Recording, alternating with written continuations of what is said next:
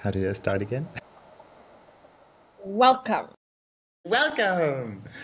Welcome, everyone. Welcome back to the podcast UX Design to Win in Business. Today, I have with me again, thankfully, welcome back to the show, our UX research specialist, Nosipho. Hi, thanks for having me. It's really great to be back. Very cool. Thank you for coming back on. And today we're picking up a topic that we had as a focus topic on the Dingy website a couple weeks back, and that is the topic of personas. Marketing personas, this, I think, that is even a word that made it outside of marketing specialists' bubble, I suppose. I don't know. How do you feel about personas, or I don't know, did you touch them in your life at some point? Like, I think I never really ate a marketing persona before, but I saw a lot of them in my career. Yeah, same. I think my first introduction to personas was learning about UX in general. That's one of the first methodologies that both designers, researchers, product owners, business sort of learns about and becomes acquainted with. It's the persona, that the persona is what draws you incredibly close to your clients and your customers. But I think it's quite the contrary. I don't think personas are all that great and should be foundational when trying to understand your customer. Right on. Yeah. So I think that is a very good way of introducing our specific topic for today, where we're picking up on a blog article specifically that you wrote a couple of weeks back in this during this focus time. And that blog article is titled "Why Personas Suck." And I love that title. Maybe just for our listeners who may not know what a persona is. So my super overview, like my picture of a persona is, I think, like one PowerPoint slide, not even in present mode, but like you just see a screen, like a screenshot of PowerPoint, and there's like a bunch of stuff crammed into this one slide, and there's like a photo of a person, and then there's a couple boxes here and a couple boxes there, and like this person has a name, and it either likes expensive cars, or it, like chooses the latest iPhone, or listens to techno music. I don't know, like what do you think is like the usual persona? Yeah, the way you described it is what immediately comes to mind. Just a random photo, random name, random attributes. And it's this randomness that makes me feel like personas kind of suck. All right. So, yeah, I think when I first got into contact with one, looked at it without any briefing, or really, I think I didn't have too much context, and I just kind of stumbled onto it. And I looked at it for a while, I remember, and I was like, what? What is Yeah. all of this? Like, and where does it come from, I suppose? Like, so the way I understand a persona is that you're trying to, well, come up with a bunch of attributes to describe this type of person that you're talking about, like an avatar or something. Is that like, or how do you in research methodology, like what is the where do you come in contact with a persona? Yeah. So, I mean, I guess personas are used to understand a target audience. So, you're trying to use one person to be the central illustration of this broad audience. So, by you targeting this persona, you're targeting the ideal target audience that you're trying to get a hold of. Right on. And then you kind of name him Fred or Anna to Exactly. make it more approachable. Is I that the idea? guess. I guess that's the idea to try and make it more approachable and for your team to sort of empathize and relate with this person. So I'm get this persona and you have to ask yourself, what would Fred do? What would Fred think? How would Fred buy something? What would Fred buy? So those are the sort of questions that you're trying to ask yourself to relate with your grander target audience who relates to Fred. But oftentimes, Fred, like I said, is just random attributes that doesn't really help your team and oftentimes doesn't even reflect your target audience. So I think that begs the question for me, makes a persona? Who, like who is this when I imagine, I don't know, for persona, I imagine bigger organization of some sort, and there's like a marketing department and a product department and, I don't know, support and all of these different people. So who's trying to help whom here with this? You know? I mean, I guess, like you mentioned in the beginning, a marketing persona. So I guess marketing is trying to help marketing. And from there, Trying to help itself. yeah, trying to help itself, trying to I help see. its own self identify certain people to make target marketed campaigns. And then from there, it sort of trickled down into user experience where we as UX practitioners, we use personas to help ourselves to empathize with our clients and target audiences and customers. So I guess like everyone who deals with product from business all the way to UX uses personas. And do you remember when you get in contact with the persona at some point? Like where you, Yeah. right? Like you had this, I remember when you came up with the title for this blog post and I thought, ooh, there's going to be some interesting stuff in this to motivate this article. Yeah, maybe Yeah, you can tell yeah. us about that a little bit. Yeah, so the first time I came in contact with a persona is when I was doing a few courses on UX research and UX design in general. And the first method that we were taught was persona creation. And it was centered in our coursework that, look, you need to create a persona because it encompasses all things that make a great researcher. You have to do discovery research, you have to talk to people, you have to synthesize your information, you have to create feedback and attributes that can inform the team at large. So persona is a great way for you to use all these methodologies to create a artifact, I guess. However, dealing with other people who have actively used personas in their day-to-day work, they all seem to hate it. They all seem to think that it was absolutely useless and there were better ways of trying to empathize with your target audience. So I think that's actually where my dislike and distrust for personas came from. And were you tasked to create a persona back then, like as part of the course, as because you said it's a methodology in UX research? Yeah. So I was tasked with making a persona and I felt like it was, first of all, it was like really easy because after doing this meticulous user interviews with target audience that I had identified, I could kind of just make up who Fred would be. Like there was no direct correlation between the information that I got from discovery research and the attributes of Fred. So for example, if I found out that the target audience was between the ages of 25 and 35, and the people that I spoke to were all pretty settled in their careers and worked in finance, I could just kind of guess that, okay, all these people like Apple. This is just a guess. This is just a Yeah. guess. I could get away with this guess because I spoke to people and I just guessed it based off of like an assumption and my own bias. So this is a But you major. didn't ask them for this specific Oh, thing. Like you talked to them, but you didn't go like, by the way, Android, Apple, how's it going? What's your exactly. Exactly. I Okay, could I just see. guess. I could just guess because I spoke to them. I didn't ask the specific question, but I could make an informed guess Yeah, based off of other attributes. So the biggest sure. problem that I have with personas is that there isn't a specific way of asking questions, getting this information, and putting that into concrete attributes that's rooted in this research. I see. And so, did you kind of have a template back then? Is Yes, that of like course, of that's course. part like the Yeah, empty PowerPoint of ugliness is sort of exactly. it That's is universal. known how it's supposed to look. Exactly. That is universal. And I think the template of ugliness is what also removes creativity. Because you have templates, you know that these sectors need to be filled in, but it doesn't allow you to question other things, get other relevant information. Like in this specific case, brands might not be important, but it's in the template. Instead, Yeah. maybe lifestyle might be important. What does your day to day look like?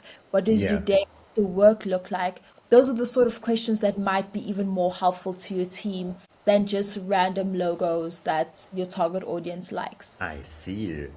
Yeah, I mean, absolutely. It's also interesting to me that a PowerPoint slide doesn't have that much space, right? And I suppose, or at least I guess, that part of the idea for a persona is that it's relatively dense and compact in format, so you can kind of, I don't know, print it out and pin it on a wall or whatever. Like right? So if coming back to what a persona is meant to do is that you are in some capacity thinking about the target audience of a product or a service inside of your organization. And it's supposed to give you like this mental bridge of who am I doing this for, right? Like, I suppose that is what it's meant to be, that you have this compact thing, you can glance at it and you're like, "Yeah, that's right. He's like Fred, and he likes expensive things and drives fast car or whatever and goes to the gym after work." And so that really begs the question of how would you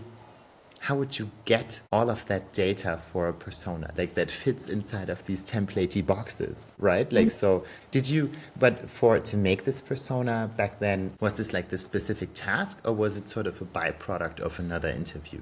Yeah, so it was a specific task to create personas. So the task up front was to create a persona, and then the byproduct of creating the persona was the interview and any sort of other research that helped inform the personas. I see. All right. Yeah.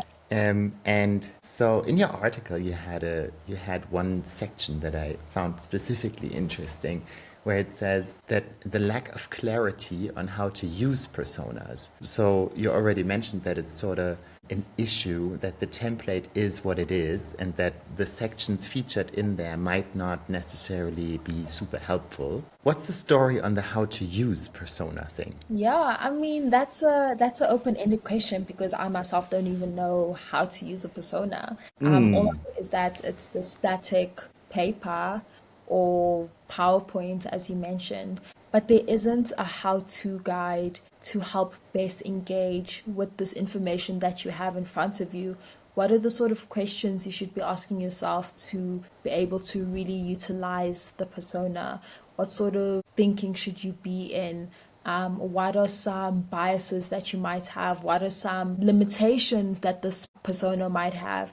These things aren't put up front, so you don't really know to which extent are you able to engage with it and which answers do you think a persona might be able to answer for you and which might not be. The persona is kind of seen as this universal answering all artifacts that can be used for everything, and it's not the case. I mean, you can't use a persona in place of speaking to your actual users, but sometimes you can use a persona in place of speaking to actual users because they're based on your actual users. So having that guideline up front is really essential, and oftentimes that guideline isn't presented. Yeah, so I was just thinking about, I mean, we talked on this podcast before about how we do usability testing here at Dingy specifically, where we ask a couple of very specific questions for a relatively narrow topic. Like we're not testing an entire app for weeks and weeks with hundreds of people, but we're just working on a feature. We want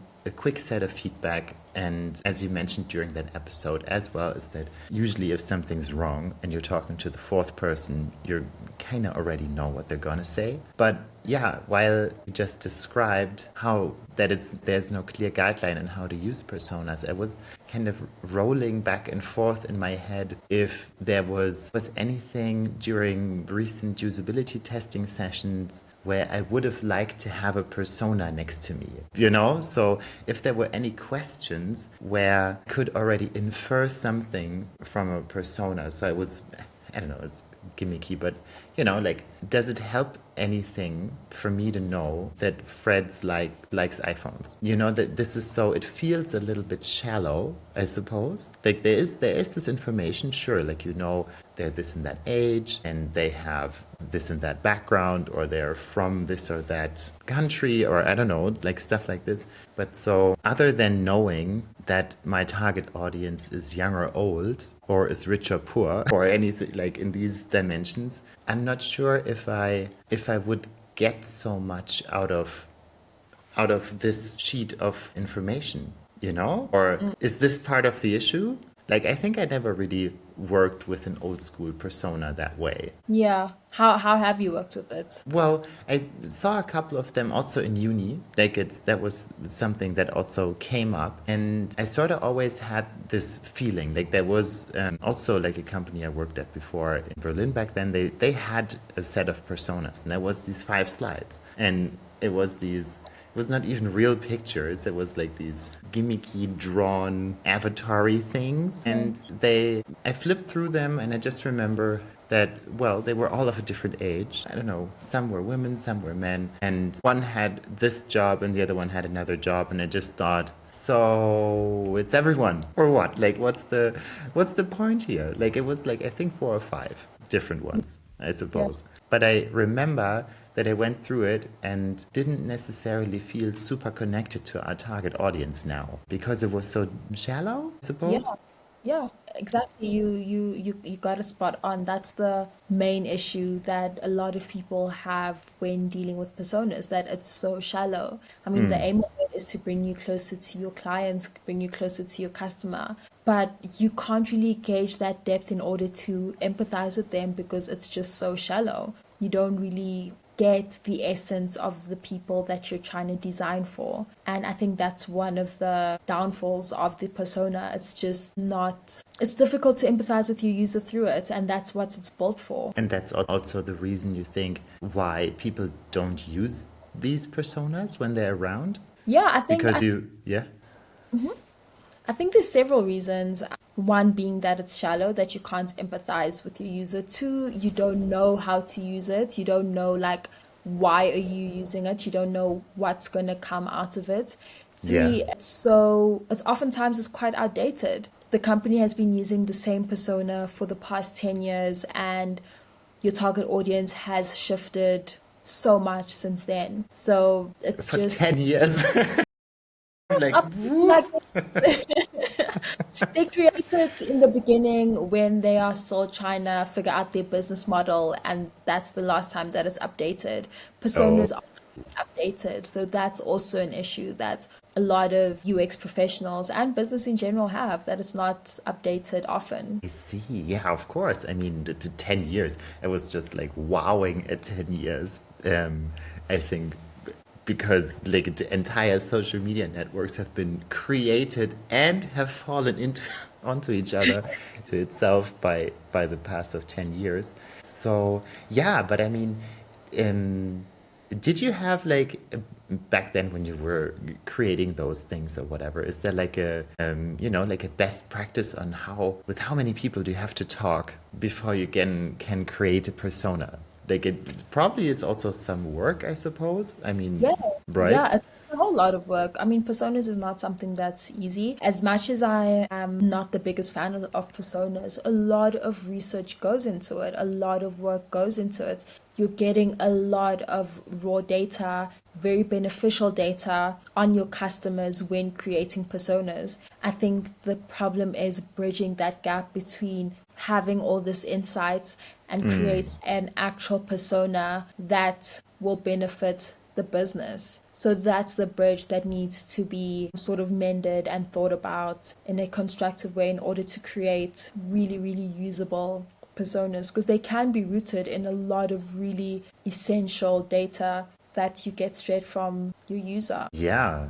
And then, but yeah, so now I'm kind of imagining on how to make one, like, so if I were to fulfill this goal of having the essence of my target group in an as compact format as possible, so I could kind of hand that around in my organization and be like, whatever you're doing, do it for this type of person, or for these 3 types of persons, I suppose, or something. Like I was just imagining if you were running over like a trade fair or something, and you go into a booth of one of the exhibitors who are there, and you're, trying to get a sense of the crowd, who's there, like who's employees of this organization and who's there to visit, like who's really interested in the product and so on. It's probably it's I guess very nuanced and not really reliant on if they like red or blue so much, right? Exactly. Like it's so from all of the stuff that we did the last years together,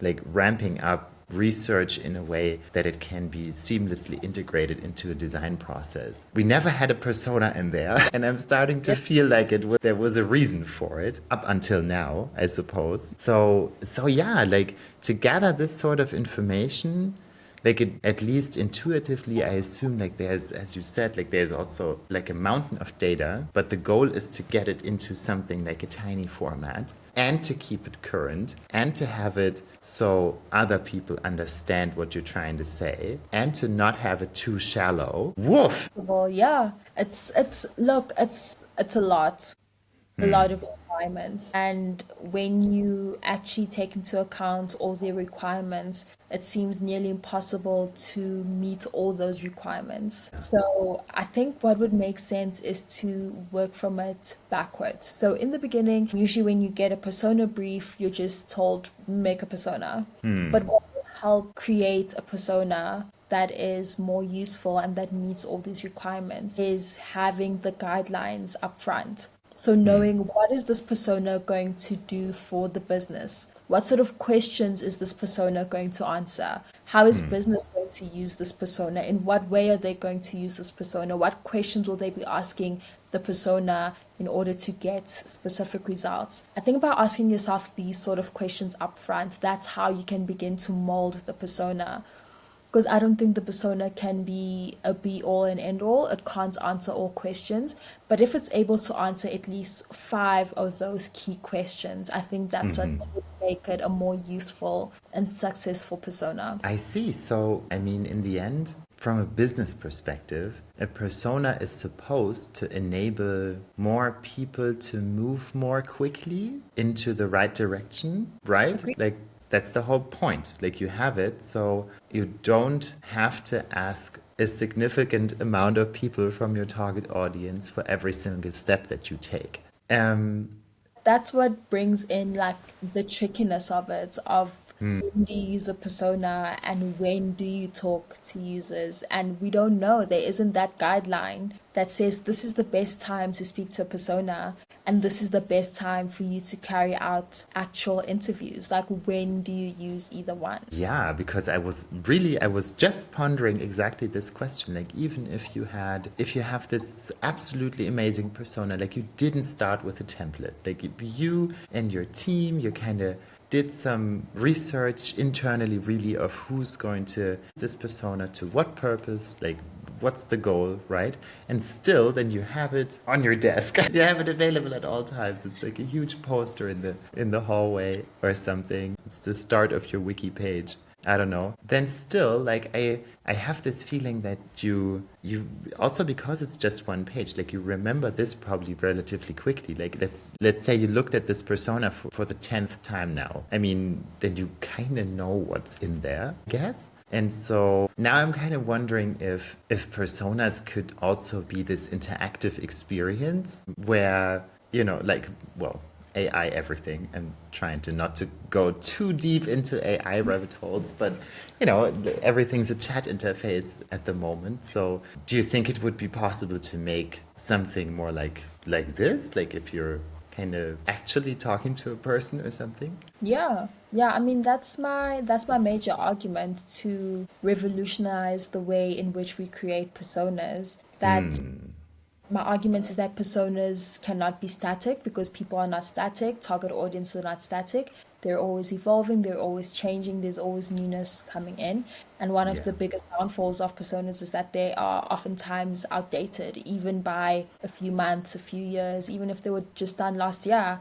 It's still outdated. And I think by creating or rethinking the way in which we create these personas, that would help a lot. So whether it's AI, whether it's interactive, whether it's a in-person person that you can ask questions, whether it's a film, like there's just so many ways in which we can create more useful personas that just needs to be explored more and allowed space to exist. I think when we were talking about how we do usability testing, I always have to think about the fact that before you came on, I was always annoyed by the fact that we were just discussing stuff without any real basis. Like it was really like it always felt like an opinion fencing match or something. And then we started to talk about UX research, and I always had this question of how we're going to integrate this into our workflows, right? Like that was our big thing that we started to work through at some point, where we thought, well, to make this into this integrated process that we can also convince our customers of, that it's quick enough and useful enough to be integrated into what they're used to, like to a regular website making process where they can just, have this meeting and slam everything on the table and say, we want this and that, and we want exactly 12 pages because it's a good number of pages or whatever. It's like we have our about page, we have the team, we have the press, like all of that sort of stuff. Anyway, and only when we kind of crack the formula on how we can do it all together, so it doesn't take a lot of time and so on. I suppose when you're talking about interactive personas that are updated or that are kept recent, that can adapt to whatever your organization's need is, then I think, the question really is on how can the upkeep of a persona be? Like, first of all, how can it be, first of all, like, right? Like, what's the more useful way? And then how can it stay with you over time? So you don't have to trash all of this and just do it again. Because like that is also something that is so horrible to me, that you had all of this work, like a finished website, and then you dump it and make a new one, like the entire new thing. So I'm really excited to learn more about how this can be accomplished. Because we get all these questions on how we can incorporate UXR in everything. And if there would be a way to make this thing that personas are trying to accomplish, to provide this sort of shortcut into better decision making, I think that would be very exciting, I have to say. It would. Just going back to your question on how would we even begin to keep it current and updating it without having to do an immense amount of work. I think the same way we think about updating a website. So it's never a thing to completely trash everything and start from over every couple of months, but creating a persona in a way that it can be updated and that it can be updated with different sources. So the way in which we do personas in Dingy is very different. However, it allows for us to keep it updated using different sources that aren't as labor intensive and time taking. However, it's still rigorous and relatable. Crazy. I think we kind of reached our time limit for this episode, and I feel like there's like a hot ton of stuff. Like if we start to talk about this, like I have so many questions now, really, because like since you started talking about that it's supposed to be this real persona, like this real person from your target audience. And now that we just spoke about that you don't have to trash it, but you can keep it and have to upkeep it over time to keep this sort of crucial information. I mean, real people also don't go blank at some point and just reboot into this new state of information, right? Like we're all accumulating information over time. So awesome. Yeah, that is really, I think, something really interesting. And especially in today's age of where you have generative AI that you can kind of talk to, I think many people will probably have the question, can't I just go to ChatGPT and ask it a whole bunch of questions? Like, kind of say, so our usual customer is Fred and he earns a bunch of money and loves iPhones and whatever. So keep this in mind. And now, what do you think how Fred would feel about the following? Yeah, I mean, there's just so much possibility, and there's no way that I can rule out that solution. maybe it might be a really good solution. Maybe it might be really useful. We don't know where AI or the possibilities of ChatGPT could take us. However, I think for now, there's just so much multifacetedness that goes into being a human being and Yes. being a user. And one thing that I've learned about being a researcher is that people do not behave the way you think they do. They never do what you think that they would do. They are so unpredictable. And once we have some sort of support that's able to account for this unpredictability, I think that's when we'll really be able to use, whether it's AI or whatever, to ask these questions. But for now, I mean, we're just stuck asking human beings. Yeah, no, absolutely. I think this whole AI discussion is only, for me, this is only this placeholder for a bigger discussion, I suppose. Like it's just so, like since 1.5 years, people are interacting with these AIs in this way, where you just like since it's chat, maybe that's even part of the thing, that it's since it's chat, you can quickly develop this feeling as if you were texting a friend just because it's the same format, right? Like you're just saying hi and it says hi back, and then you're like, how are you going? And it's like, meh, so and so. Yeah, yeah. Or certainly or whatever.